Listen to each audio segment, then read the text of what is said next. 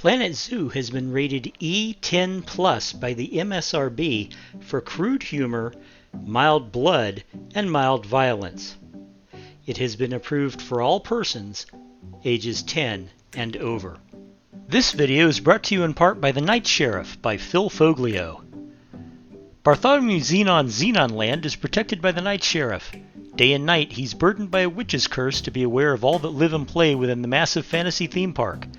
Now an attack on the park by a monster hunter who knows far too much threatens everything: the guests, the staff, and the supernaturals who take refuge in the park. The Night Sheriff must scramble to uncover not only the source of the threat, but the secrets of the park of which even he was not aware. If he doesn't, he may be doomed. The park may be doomed. And even the world may be doomed. And that's a lot of doom. Go to Amazon.com for your copy today. Hey kids, welcome back to the channel. Welcome back to Planet Zoo and the last video in the Prairie Haven Zoo Project. This is going to be a zoo tour. I've already started planning out the next zoo project. I'm looking forward to it, but I wanted to show you this zoo. Now, if you've been watching along, you've seen it all in bits and pieces and single habitats and all, but you may not have seen the entire thing all at once, and that's what I want to show you. Now, right through the gate, and this is the gate, this is the ticket gate, right in the middle, right after the gate, there's the zoo map on the left, and then what I think of as the memorial garden on the right. Steve Irwin, Jacques Cousteau, and Betty White, three people I admired greatly. And you have a couple more signs, they're just generic signs. Over there you have a staff area, and then you get to what I call the salamander exhibits. You've got the fire newt on one side, and you've got the Danube-crested salamander on the other, with some signs and education, and there's a education speaker and some donation boxes. Now across the street, or across the path from the salamander exhibits, is our first big food court area. It's got some education, it's got some stores, some souvenir stores, some actual food stores, the usual assortment. An information block, some bathrooms, and of course some picnic tables that people can eat at. Now, if we continue down this path, we have some education signs, some park benches, and we run right into our Savannah Habitat with all the mixed animals. It's a very popular habitat, so I'm going to bounce around a little, but it's got a pretty good view. You can see a lot of the animals. It's very cool. And if we go to the left, the first thing we come across is the Clean Energy Education Display. Now, I got this set up, basically it's, oh hey look, we're going to teach you all about solar power and how not to raise the climate using fossil fuels and all that. But to be brutally honest, it's just an excuse just to have a solar panel there to power all the signs and stuff. Now, this direction, you get to the wild dogs and the foxes and the rest of the multi-species savanna habitat. This direction we have another vendor court, food, water, souvenirs, bathrooms, and we get to our peacocks. Peacocks are one of those go-to animals. Oh my lord, is that one? Oh, here we go. We got more peacocks. It's one of the go-to animals for basically any zoo because they're easy to take care of. They're cheap. They're a good beginning zoo animal. And then over here we've got the binturong cage, and they are in here somewhere. Let's go in here. Yeah, there they are. They're over there, climbing, playing with their toys, whichever.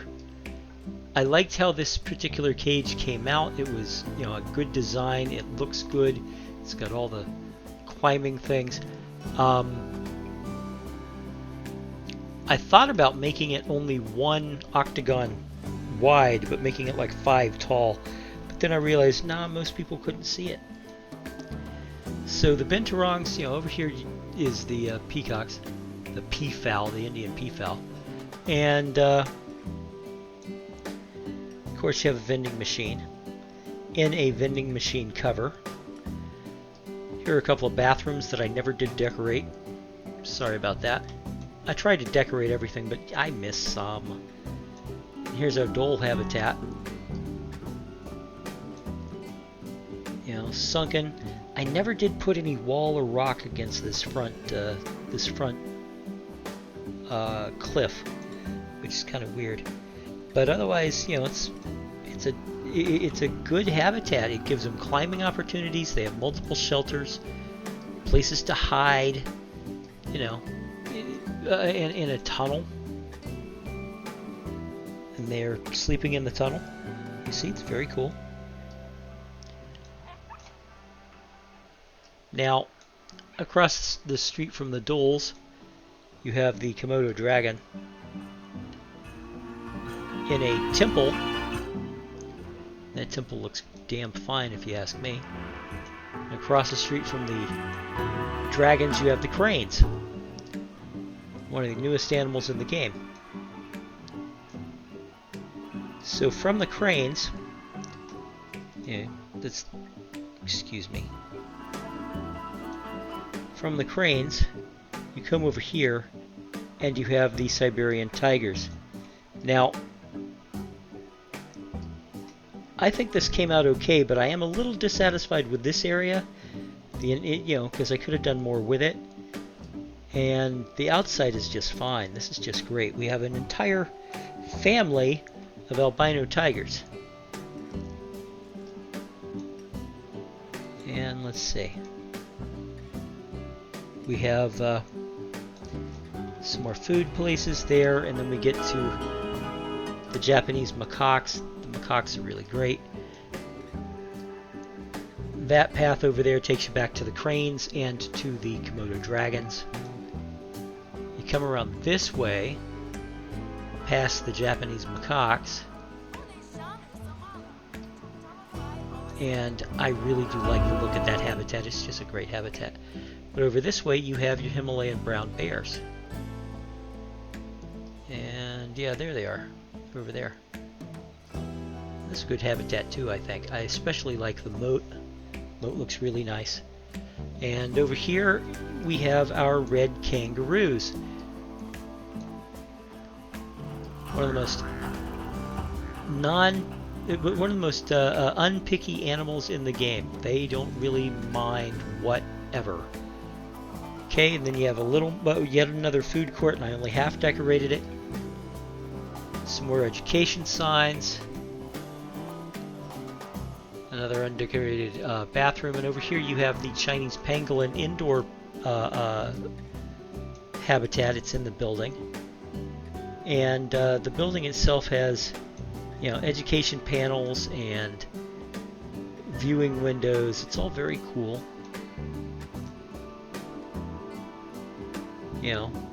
But we go back out to the path through the building, of course, and we come to the cassowaries.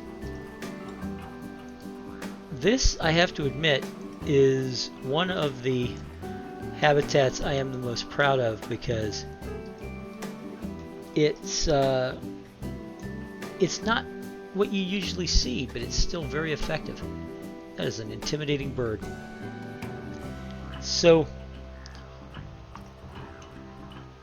we've got an Australian themed shop over here, and then the path continues around. There's another vending machine way over there, and you have our white rhino. Now, we've only got one white rhino, and that's just fine. You don't need more than that, to be honest. And around the corner from the white rhino, in a rather large, hilly habitat, are the Gemsboks, otherwise known as the Scimitar horned Oryx. It's another utility infielder animal. And of course, up this way, we have another large food court. One of the things I noticed while building this zoo was that the people would get thirsty and hungry almost at the drop of a hat, so I had to build ways for them to get food and drink everywhere. Over here we have fennec foxes. It's across the path from the Savannah and at the catty corner to the white rhino. Now, over here, whoops, we got a little lag. Over here we have our Nile Monitors. That's our Nile Monitors. And behind the Nile Monitors, we have our okapi. So we come around down the path from the okapi, and here are our cheetahs. We have a family of cheetahs here. And they're over on their, you know, I put the beds close to the viewing area because guests just love that kind of thing. So the cheetahs come up here and run right into the Pronghorn Antelope. We're about to get an education. And you follow the path in front of the Pronghorn Antelope, and there are the llamas right there. Although right now I think I've only got one llama. And across from the llama, we have the giant Galapagos Tortoises. And around the corner from the tortoises, we have exhibits with the eastern brown snake and the common death adder.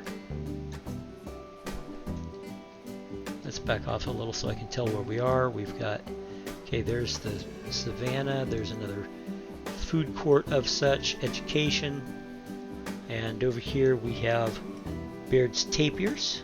I'm going to turn on the light since the sun's going down. We have Baird's tapirs in a row. We have Baird's tapirs, capuchin monkeys, and then next to the capuchin monkeys we have an exhibit with anacondas and boa constrictors. So across from that exhibit we have our dwarf Cayman habitat, and that's a sunken habitat, you know, where you can actually walk along and see them swimming. That's a good, you know, good design for a habitat, I think. There's our tortoises. We're about to get to the tortoises. And then over here, on one side we have our capybara, which we put in the last episode. Oh, that's the llamas. Where are the capybara? Here are the capybara.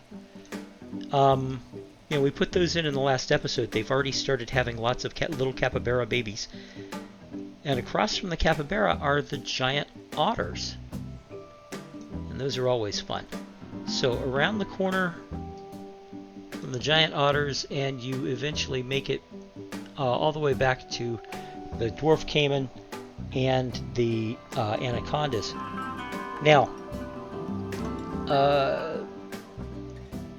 where else? Have I missed anything? I don't know. But here again is the huge central Savannah habitat with 7 species in it.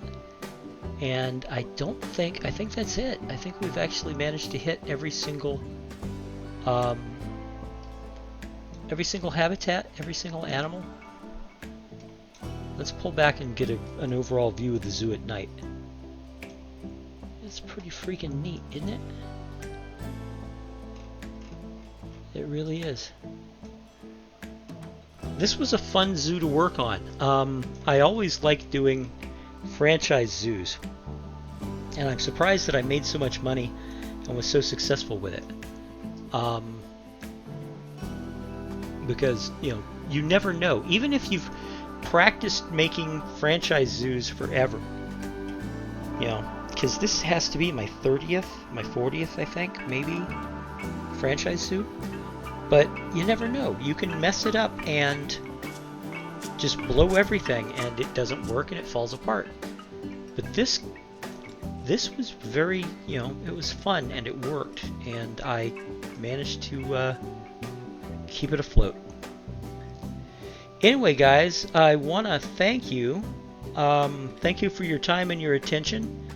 Thank you for watching me put this zoo together. Like I said, I do have another zoo project in mind. I'm already in the planning stages for it. It's going to be pretty special, and I hope to have it out 2 days from now. If I don't, I apologize. It just means that I'm putting in a little extra prep work for it. But you know, it's going to be pretty good. It will be a sandbox. I have to warn you about that right now. It will be a sandbox. But the one after that, what I plan on doing is alternating franchise. You know, from now on, I'm going to alternate franchise zoos with sandbox zoos. And the next one's going to be a sandbox. And then after that will be another franchise. And I haven't worked up a concept yet for my next franchise, but I've got some ideas. So my next zoo, by the way, is going to be it's going to be the New Mexico Zoo. It's going to be a desert, and it's going to feature primarily desert animals and animals that are in the grassland that can take the heat. I don't plan on including a lot of jungle animals. I don't plan on including any aquatic animals.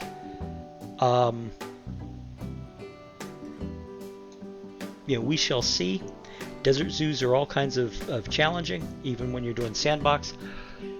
I still haven't come up, you know, like I said, I still haven't come up with a concept for the next franchise zoo, but I will certainly be planning on it. You know, I'll start thinking about it.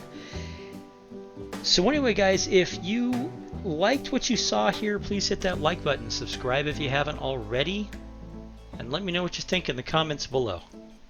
I had a lot of fun doing this zoo. I hope you had fun watching me, and I'll talk to you later. Bye-bye.